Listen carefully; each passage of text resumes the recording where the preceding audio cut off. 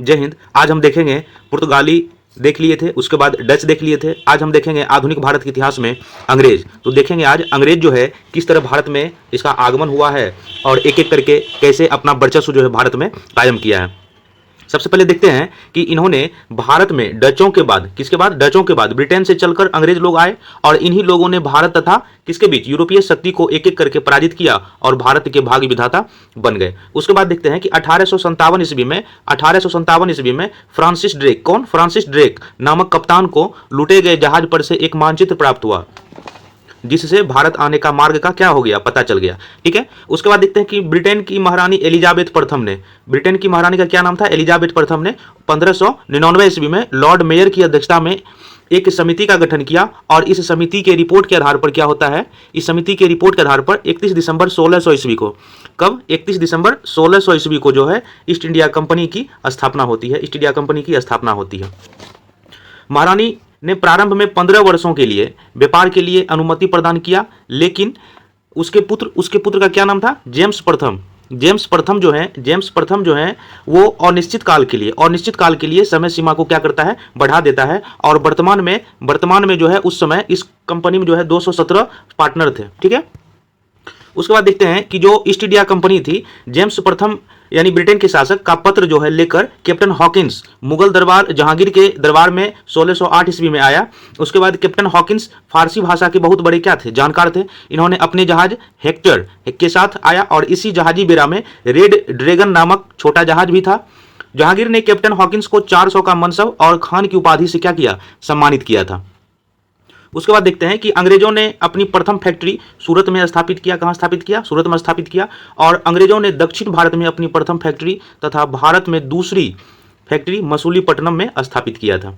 उसके बाद है कि अंग्रेजों ने पूर्वी भारत में अपनी प्रथम फैक्ट्री 1633 ईस्वी में उड़ीसा के बालासोर और हरिहरपुर में स्थापित किया। इन लोगों ने बंगाल में अपनी प्रथम फैक्ट्री 1651 ईस्वी में हुगली में तथा कासिम बाजार में स्थापित किया।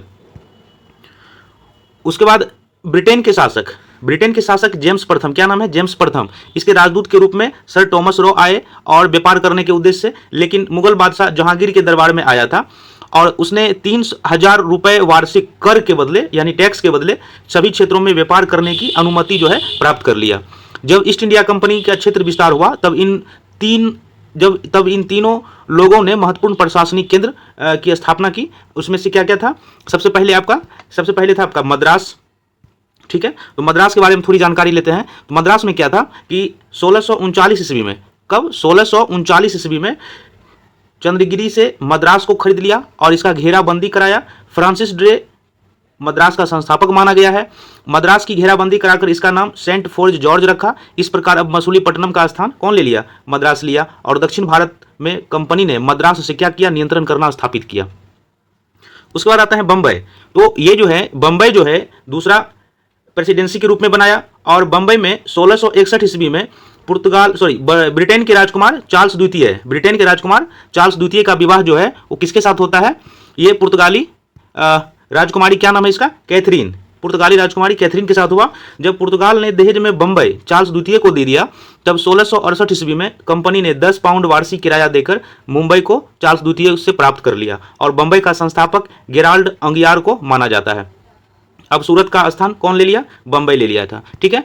उसके बाद इसमें दिया हुआ है कि कलकत्ता और इसका जो है संस्थापक कलकत्ता, जब जॉब चार्नोक ने मुगल राजकुमार अजीम उस शान ने 1200 रुपए में कोलिकाता, सुतानाती और गोविंदपुरी को खरीदकर कोलकाता की स्थापना 1698 ईस्वी में किया था। कोलकाता का संस्थापक किसको माना जाता है, जॉब चार्नोक को माना जाता है और कोलकाता का घेराबंदी कराकर इसका नाम फोर्ट विलियम कर दिया। चार्ल्स आयर को इसका प्रथम अध्यक्ष बनाया गया और तीनों प्रेसिडेंसी में यह सबसे महत्वपूर्ण था। अब देखते हैं कुछ इंपॉर्टेंट फैक्ट है, इसको आप देखिए। इसमें दिया हुआ है कि 1612 ईस्वी में थॉमस बेस्ट नामक अंग्रेज वाली युद्ध में पुर्तगाली को पराजित किया गया। उसके बाद मुगल बादशाह औरंगजेब ने अंग्रेजों से भी जजिया कर क्या किया, वसूल किया था। उबैदुल्ला कुतुब शाह ने 1632 ईस्वी में कंपनी के लिए एक आदेश जारी किया था और जिसको इतिहास में क्या बोलते हैं, सुनहरा फरमान के नाम से जाना जाता है। उसके बाद है कि आप इस चैनल को लाइक करें, सब्सक्राइब करें, शेयर करें। धन्यवाद।